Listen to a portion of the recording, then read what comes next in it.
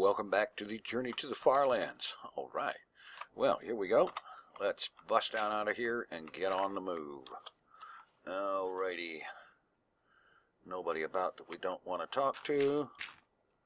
Okay. And that way. How convenient. It's right in front of us. Alrighty. Well, here we are. Beginning the 301st Minecraft day since leaving spawn. And we have a world size of 3,787.62 megabytes, which is only 212.38 from the interim goal of 4,000 megabytes. Yeah, it's a happening. Yeah, that's gonna be great. By my estimation, we are somewhere in the neighborhood of approximately 6 episodes away from reaching that goal. That's going to be cool. Speaking of goals, there is, of course, the fundraising goal for Child's Play Charity, which has a goal of, let's see, that's $6,346.45. And currently, if you take the $62.62 that was donated during the time in which the old chip-in widget was in use at the very beginning, and from that, you add the $231.50. Oh, I hate it when that happens. I'm stuck on a block.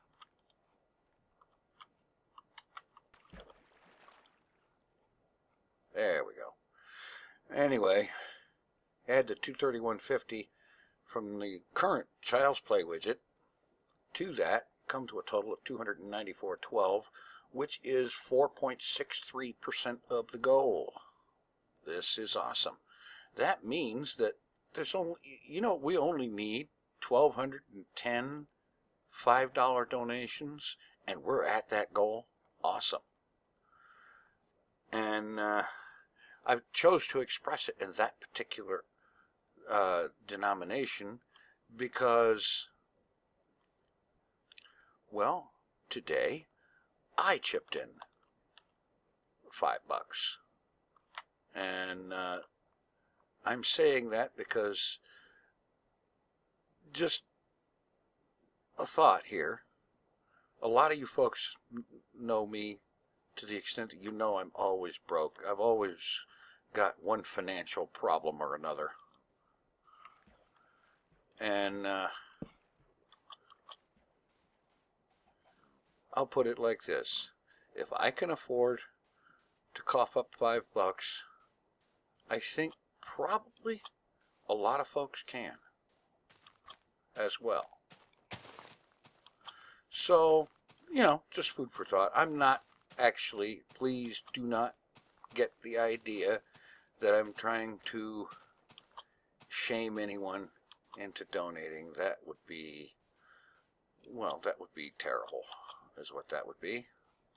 And it looks like it's boat time again. So I'm not trying to do anything like that. Just pointing out something that I have observed today. Because, yeah, I can't afford to do that kind of thing very often. I really can't. Most of the time, I need every single cent I can lay my grubby little hands on. And so on. But I'm doing okay-ish at the moment, because I got another one of those really wonderful electric bills, that says do not pay, because the thing happened again where there is this agency locally that helps people out with electric bills, and they did their thing. And so the current electric bill has that beautiful do not pay notice on it. And so that leaves me a little teeny bit that I wouldn't have had otherwise. And I'm more than happy to put that towards a worthy goal like Child's Play charity. So why not? I did. And so there you go. Anyway,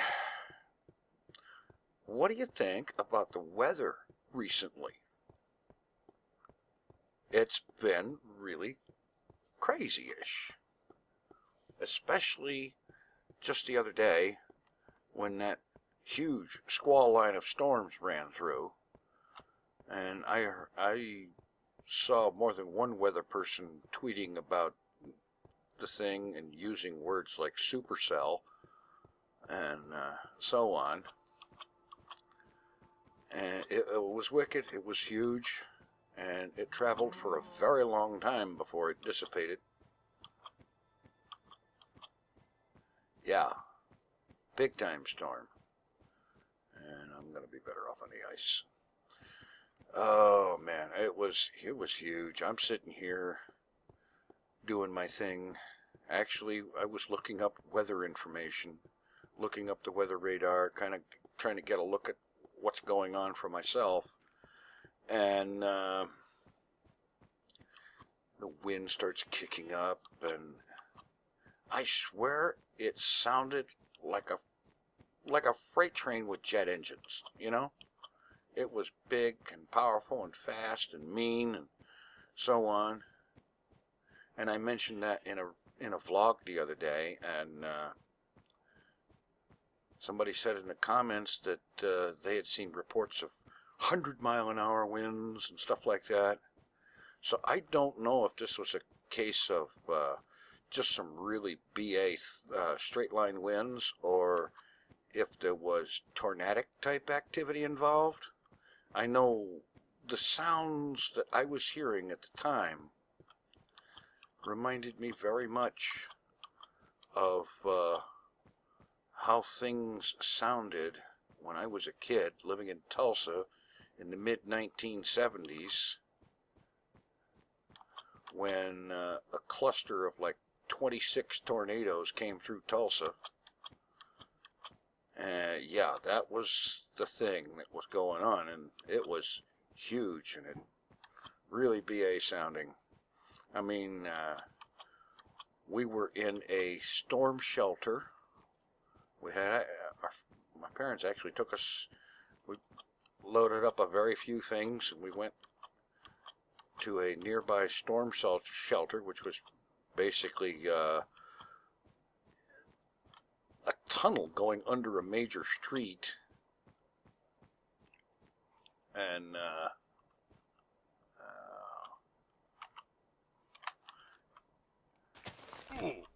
well, that wasn't too slick. Or was that? Yeah. Well, I guess I get to use my soup.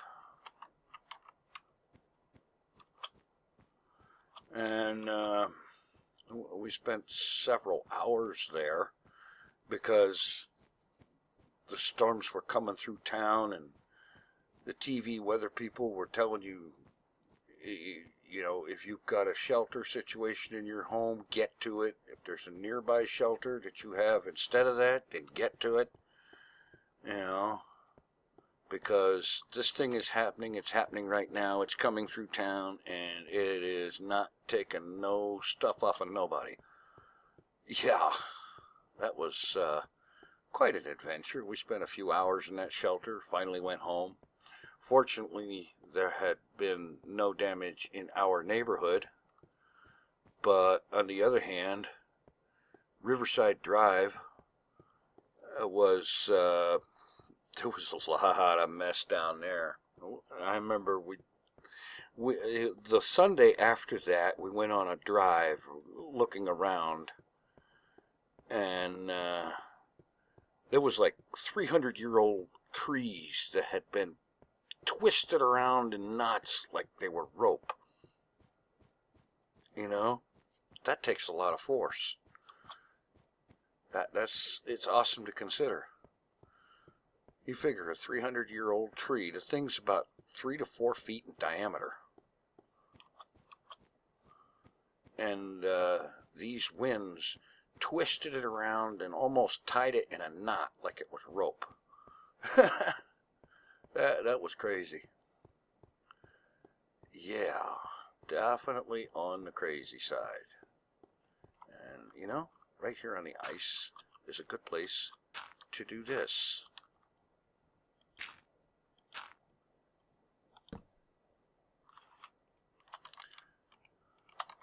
And so, there we go. Yeah.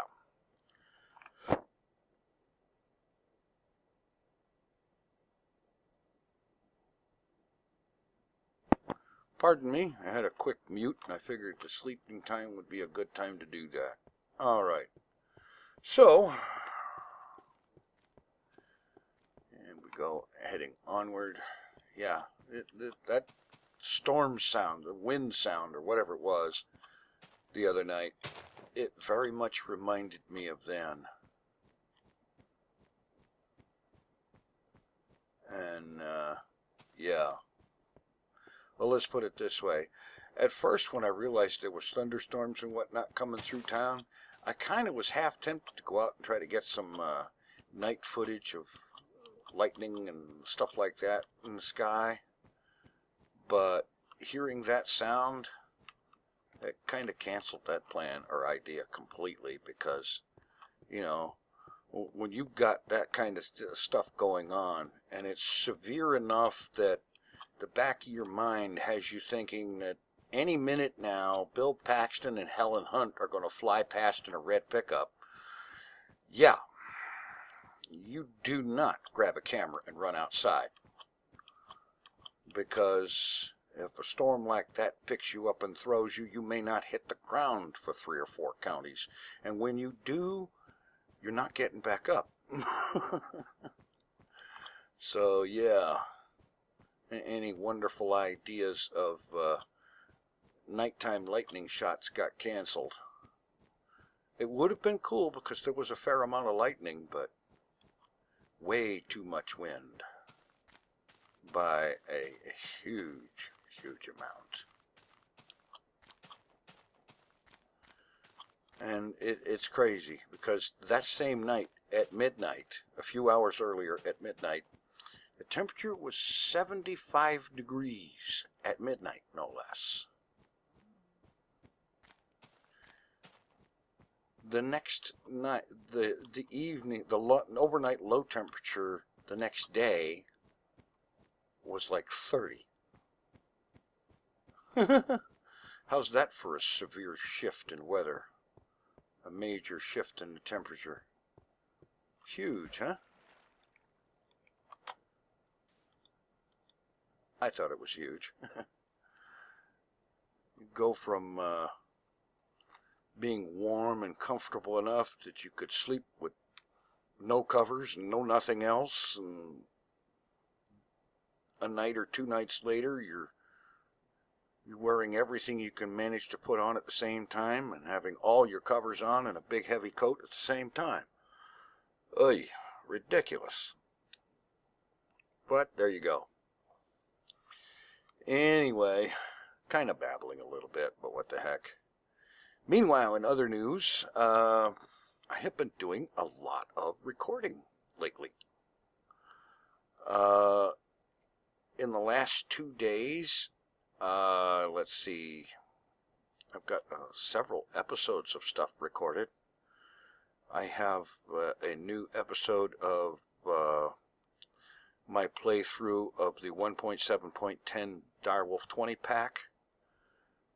That's going to be going up in the morning. The day after that, I have a new Hermitcraft going to be going up. And as for the retro modded series, FTB Insanity,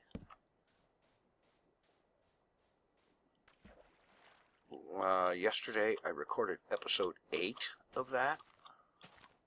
I mean, I've only uploaded through episode 3, but I've got through episode 8 recorded. And, frankly, I expect to be recording episode 9 tomorrow. I'm actually, like, 4 or 5 episodes ahead of what's getting published. And that is so cool. I've gotten quite the inspiration and drive. You know, I'm in a couple of these things. I know just what I'm going to be doing 2 or 3 episodes ahead. And it's great. It's fantastic. I know what I'm going to be doing, and I can't hardly wait to get doing it. Alright, let's get some boats here.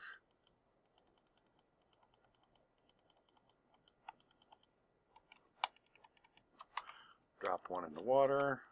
And while I'm at it, let's make up a fresh soup.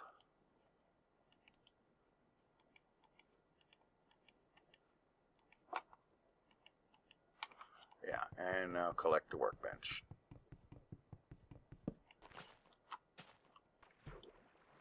Alright, there we go. Moving on. Yeah. So, having a lot of fun with the retro modded stuff, the really retro stuff in like TFC Modcraft and FTB Insanity. Both of those are in Minecraft 1.2.5, and then the 1.7.10 pack of direwolves. That's really getting a lot of fun going on. I'm getting some decent progress in all of them, and it's like in each case, I can't hardly wait to start recording the next episode, and it's crazy. I haven't felt like that about that sort of thing in quite a while. You know, knowing what I'm going to be doing, can't wait to get doing it, and so on. Because a lot of times, over the years, I've had many occasions where I log into a world thinking, I'm going to record an episode today, and then I end up getting into that world, and I basically walk around the world, and I look at everything that's there, and so on, and I spend an hour or two deciding or trying to figure out what it is I'm actually going to do. You know, I come up with all kinds of ideas, and I think, no, I don't want to do that, or no, I don't want to do this, or what about that? No. You know, all of that stuff, and now it's so much different. There's so many things, like in my single player world, there is so many things that I want to get done in that thing. And by the way, for those that have mentioned it, some of those things do involve eventually moving that world forward in time, as it were, to more recent versions of Minecraft.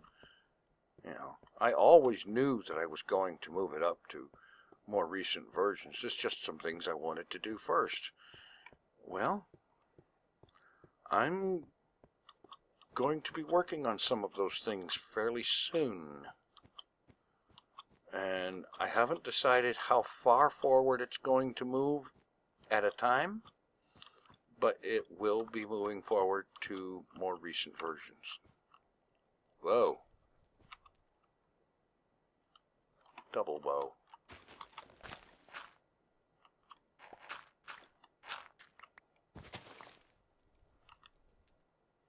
Oh, for crying out loud. Oh, craptastic.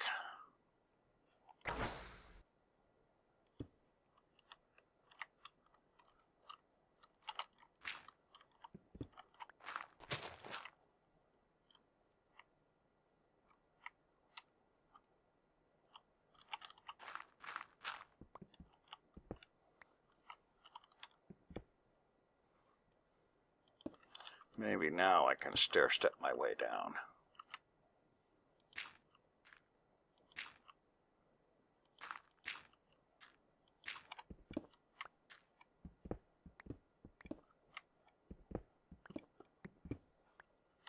There. Without falling into that mess. Yeah. that. Yeah, there we go. Anyway. Okay, you know something? I have somehow managed to lose track. I don't remember whether I started with 3 beds or 4. If I started with 4, then this is it, the last day of the episode. If I started with 3, I have another day to go. And the only way I'm going to find out about that is I'm going to have to actually stop and look. So I'm going to do that right now. Okay. That should be seamless on your end. And it turns out that the recorded segment so far is 20 minutes long, which means I started out with 3 beds. Okay, and there is one more Minecraft day to go before digging in for the night. Cool. I hate losing track like that. Because, you know, unnecessary confusion. And then there's the fact, the simple, selfish, lazy part of the fact is that doing the editing is so much easier when the whole thing is a single clip. And every time I have to pause recording, breaks it into another clip. And that's just me being lazy. I'll admit that completely. It's not that it's more difficult. It really isn't. There's no extra difficulty involved. You just do the same thing, a lot of the same things on each clip, and so on. And you put it together so that it comes out seamlessly in the editor when it renders. Ah, yes. Ah, well. No biggie.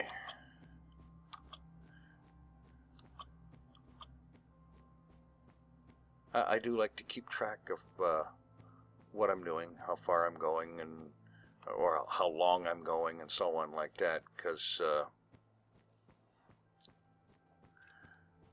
4-day episodes have proven to be a little problematic unless I've got a whole lot of talking point content or whatever available to keep me going, or I'm really hopped up about one particular topic and I'm just talking or ranting about whatever. But yeah. Okay.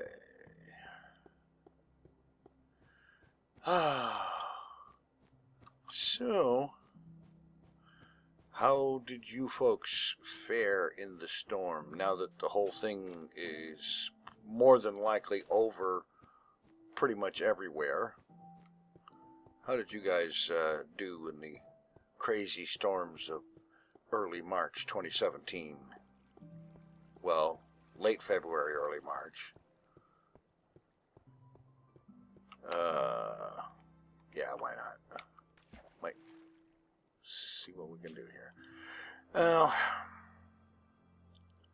I know local weatherman tweeted and said, "In like a lion," and I couldn't help but having to respond. I couldn't help having the urge to respond. Yeah, in like a lion. An insane, rabid lion that eats ghost peppers like kids eat candy. That was one heck of a lion-type entry for March, I'll tell you that. Which means things ought to be just peachy come the end of March. And I'll take that. That would be nice. It would also be nice if the weather gets around to the point where I would feel perfectly good without having any kind of furnace running or anything like that, because the sooner I can shut that off, the longer the remaining fuel will last in terms of hot water production. That is, of course, once I get the hot water heater running again.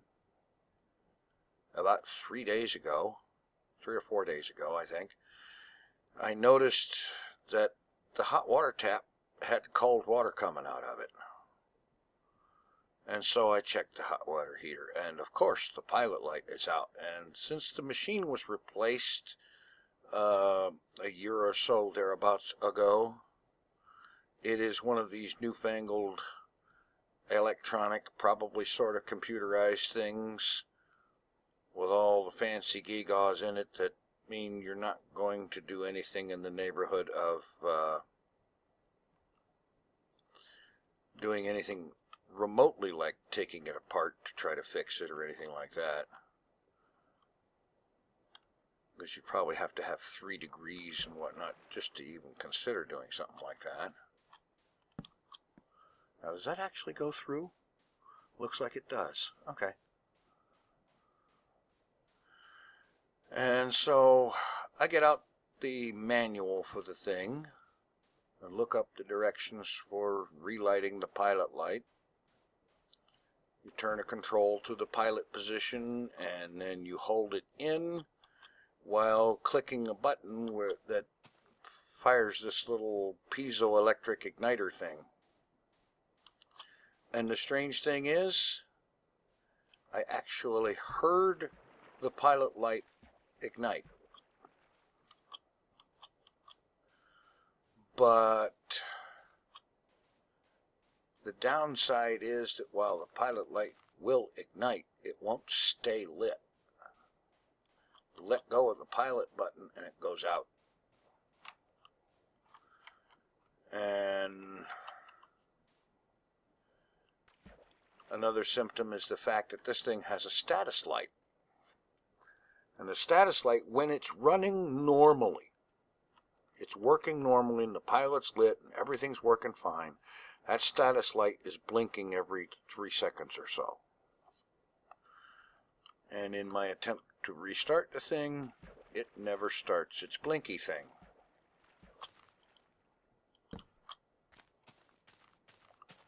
So things are not all right with that machine. And that means that I am going to have to dig up the landlord's phone number and get in touch with them and say, hey, this fancy new water heater is not working. Because I am not even going to try attempting, or I'm not even going to try considering to attempt fixing it myself. Because, no, that's, actually, I need to start thinking about this, about a dig in. It's late in the day.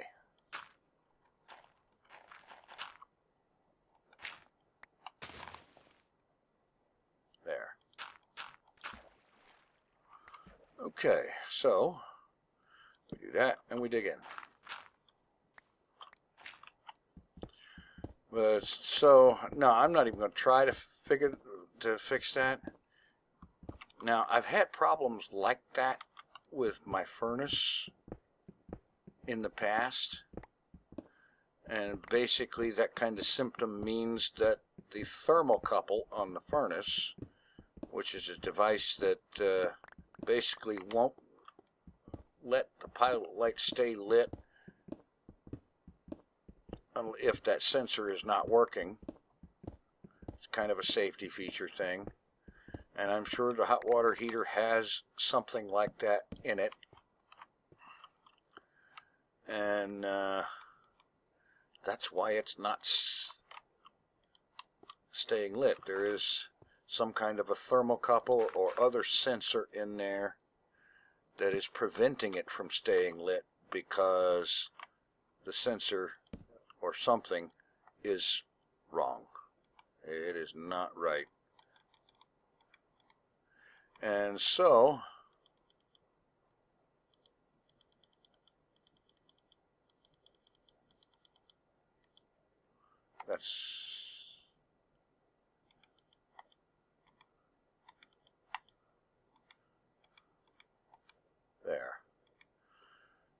then do that.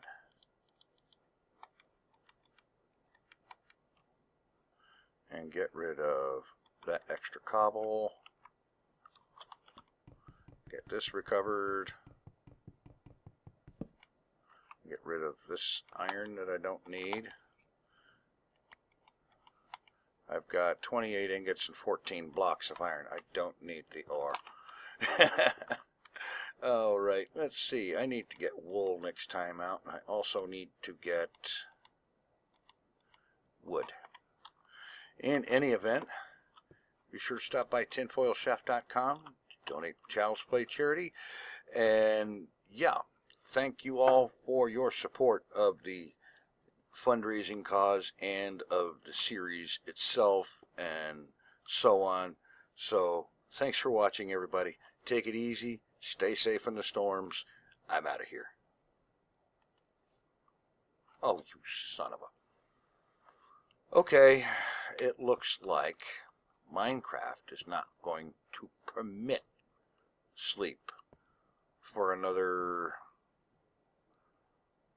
3 square sections of that clock. Okay, 2 more ticks like it just did, and the line will be vertical. Okay, 1 more. There we go. And now. Oh, you. Minecraft is trolling me. Thanks for watching.